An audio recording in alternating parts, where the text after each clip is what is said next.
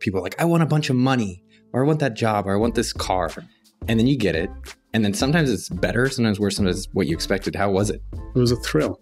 I didn't go and found another company straight away. I took this gig at M Systems and had a fabulous time there.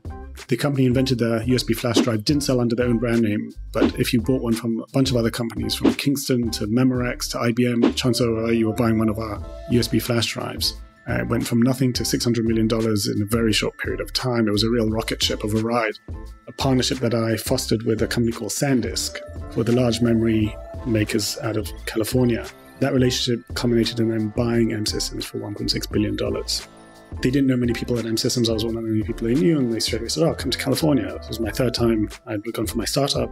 So we moved again to California, and I ran SanDisk's MP3 business unit, which was an absolute thrill. It was unbelievably exciting. SanDisk brought out their own MP3 player, and it was, well, the hottest device in the world was the MP3 player. That was the thing. SanDisk became the largest MP3 player in the world after Apple. If you took all the other players combined, Samsung and Sony and Microsoft, everybody else combined was smaller than the business that we were running there. So it became a sizable thing. And anybody who wanted to chip away at Apple kind of came to us to support us. So I had all these big music labels and musicians coming through and all this kind of stuff.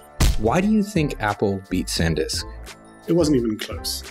It was better than everybody else, but Apple's in a class all of their own.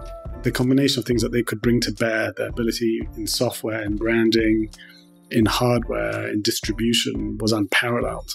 Just their market forces that they could bring to bear. If we sold to Best Buy would take 30, 35 margin points from us. When Apple sold that, they sold them at 10 points of margin because they just said, if you don't want that iPod, you don't have to take it. And everyone was lining up to take it.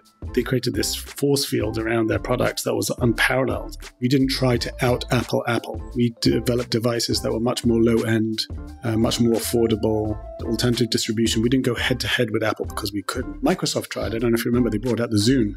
And they just imploded on that. They just squandered staggering amounts of money trying to go head-to-head with Apple and failed abysmally because they were trying similar devices, similar price points. We didn't do that. We developed lower cost price points. We appealed to a different consumer at a different price point, and we were able to carve out a niche which was unappealing to Apple. And when you're up against Apple, the trick is not to presume to be able to play at their game, not to even try it. You're not going to do design better than Steve Jobs, and you're not going to do software better than them, and you're not going to do manufacturing better than them. But there are things that they're not good at. They're not good at low end. They're not good at sub-$100 devices. They're not good at highly portable. Like for sport, they weren't great because they had big bulky devices that could do a ton of things. But if you wanted something minuscule with which you could go for a run, they didn't cater to that well. So there were large segments of the population that they weren't performing. They were, I don't want to say snobby, but they were clearly high end and they were premium priced devices. So that left room for others to carve out other niches.